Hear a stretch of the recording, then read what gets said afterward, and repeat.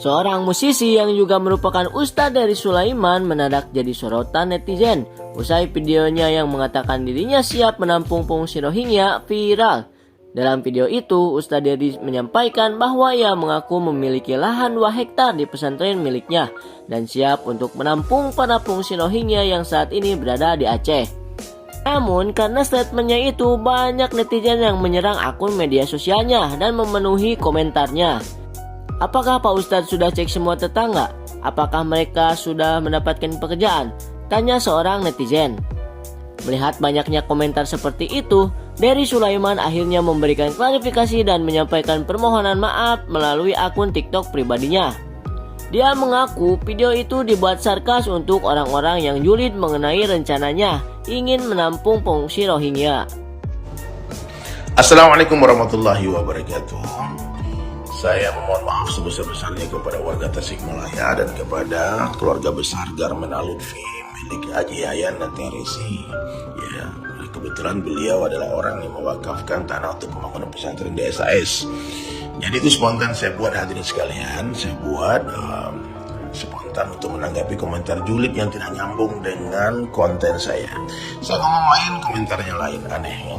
Aneh banget. Pojok rumah lu gitu. Jadi saya menanggapi ini sarkas saya kepada yang menulis komentar itu. Kalau memang kalian bisa mengantarkan dia ke rumah saya, baiklah ke sini. Kebetulan saya lagi bangun pesantren di Tasikmalaya begitu. Dan itu tidak mungkin terjadi. Warga Tasikmalaya nggak perlu khawatir, karena nggak lama lagi, sebentar lagi, insya Allah pemerintah Indonesia akan memulangkan semua pengungsi ilegal itu kembali ke kamp pengungsi di Bangladesh, di Chowk Bazar. Ya. Dan insya Allah saya siap untuk mengawal mengantar mereka ke sana, insya Allah. Ia meyakini bahwa menampung pengungsi Rohingya itu tidak mungkin terjadi, sehingga warga Tasikmalaya tidak perlu khawatir. Ustadz Dery mengungkap bahwa dirinya siap mengawal langsung para pengungsi ilegal Rohingya apabila nanti tiba saatnya mereka dipulangkan ke Bangladesh oleh pemerintah Indonesia. Ia mengungkap dirinya tengah mengurus visa untuk berangkat Januari ini ke Bangladesh. So, gimana menurut kalian? Komen. Assalamualaikum warahmatullahi wabarakatuh. Saya memohon maaf sebesar-besarnya kepada warga Tasikmalaya dan kepada Ustadz tuh nggak salah. Nih mohon maaf nih sebelumnya. Mereka itu memang sama muslim. Mereka itu muslim sama manusia, wajib kita bantu. Tapi Ustadz, mereka itu, mungkin Ustadz tahu lah, ini bukan kejadian setahun 2 tahun, ini udah lama lah. Ustadz tahu mereka tuh punya track record yang buruk di Thailand, buruk di Malaysia, mengkhawatirkan. Ini udah beda, ini udah mengancam kedaulatan negara. Alangkah baiknya tuh mereka tuh dikembalikan ke Bangladesh. Di Bangladesh kan mereka kan juga nggak disiksa. Mungkin kekurangan biaya, kita bisa open donasi, kita bisa kasih donasi. Kalau di dalamnya udah kasusnya udah beda, udah kedaulatan negara Pak Ustadz. Kalau seandainya orang-orang di Palestina pindah semua ke sini, kita pun mungkin nolak karena udah beda gitu. Sementara kan orang-orang Palestina tuh keren lah, respect kita dengan sikap mereka yang mempertahankan tanah airnya. Wah, gitulah Ustadz.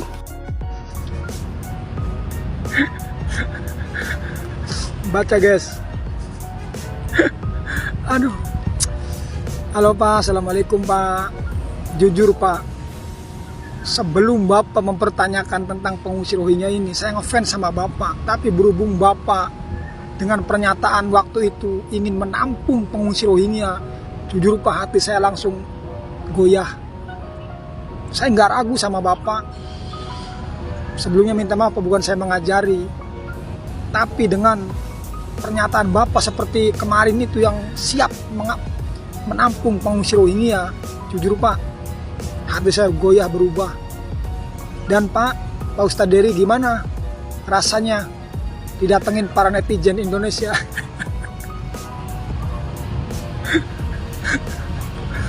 Pak, kita semua tahu Pak, yang menolak pengungsi Rohingya itu bukan hanya sekelompok orang seperti yang Usman bilang. Yang menolak pengungsi ini Pak, banyak banget Pak. Hampir seluruh warga Indonesia menolak. Tapi kenapa Bapak bikin pernyataan yang begitu lugas dengan tegas, dengan percaya diri? Dan ingat lagi hadis ini, sebelum kalian mencintai saudara muslim kalian seperti kalian mencintai diri kalian sendiri. Mohon maaf, izin syuting bang ya.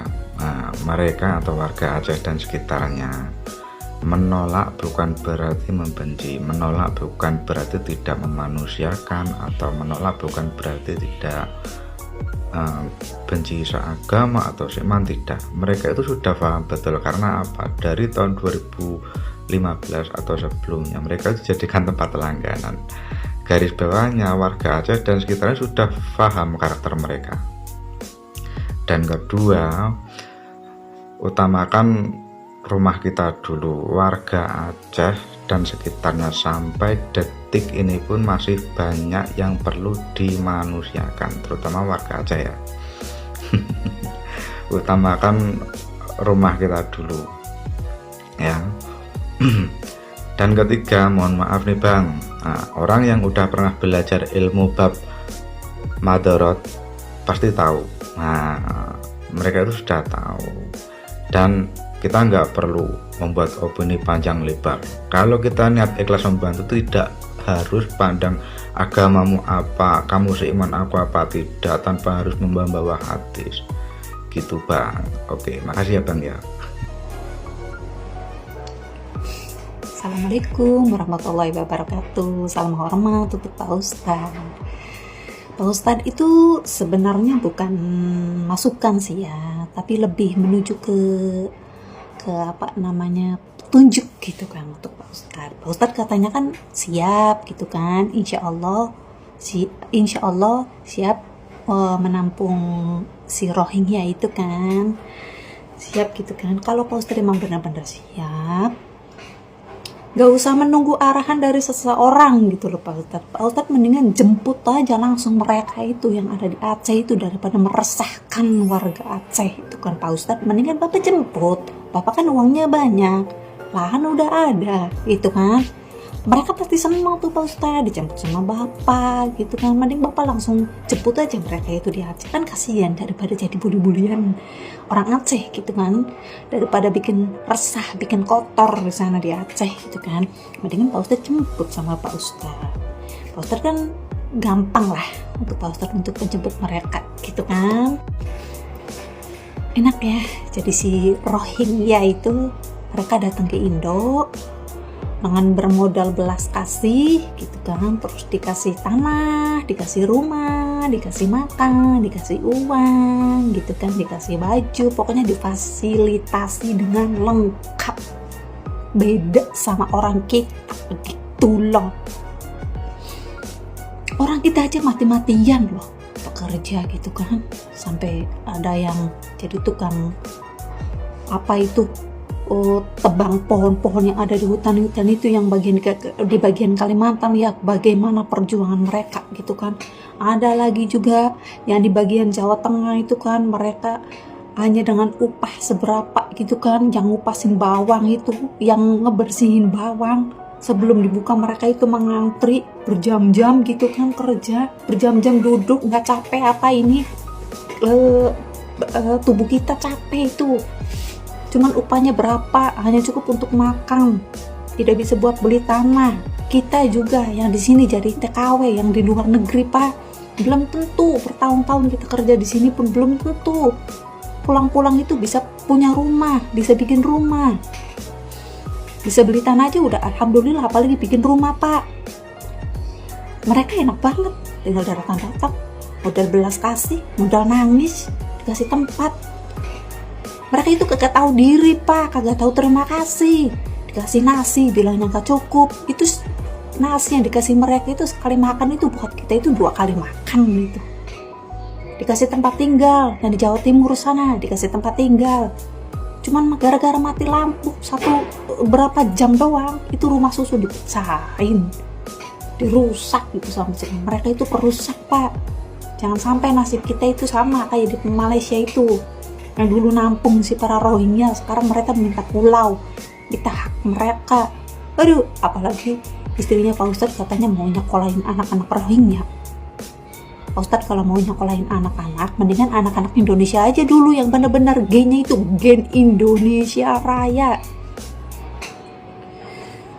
bukan gen mereka. Mereka itu barbar, kagak tahu terima kasih. Mendingan orang kita ditolong pasti tahu terima kasih. Mereka itu bukan korban genosida, tapi korban kemalasan. Nih Pak Ustadz kalau mau nolongin mendingan kayak Mbak Novia Fitrianti ini nih. Nih ada 3 anak nih, yang memang bener-bener butuh ditolong. Kalau Pak Ustadz bener-bener mau nolongin orang, mendingan tolongin dulu ini yang asli gen-gen Nusantara ini, darah-darah Nusantara. Mereka bertiga ini anak piatu, emaknya udah meninggal dunia. Mereka tinggal cuma sama neneknya doang, tinggal di rumah, di sebuah rumah yang tidak layak huni. Mereka bertiga ini Pak Ustadz ya, tiap hari cuma makan nasi putih sama garam doang. Kadang sama Royco makan pakai telur itu kalau mereka itu dapat rezeki belas kasih dari orang lain. Jadi Pak Ustadz kalau mau nolong orang, mending tolong ini yang jelas-jelas anak piatu Pak Ustadz. Sekalian sama neneknya juga tolongin, kampung sama Pak Ustadz, daripada si nampung si rohingya itu. Nggak tahu lagi lah, aku mau ngomong apa, aku pusing kepala saya mikir si rok itu. Kata ada, aduh. Itu aja sih Pak Ustadz lah. Pak Ustadz kalau mau nolongin orang, mending tolongin gen-gen yang darah Nusantara dulu deh, daripada nolongin si mereka itu. Mereka itu nggak apa-apa kok, pulangin aja ke sana. Emang di sana nih ngapain? Ada genosida? Nggak ada. Pantas mereka itu diusir. Orang malas begitu bikin rusuh. Nggak terima kasih. Heran aku sama orang-orang model kayak begitu. Maaf ya Pak Ustadz ya. Emosi aku sama Pak Ustadz.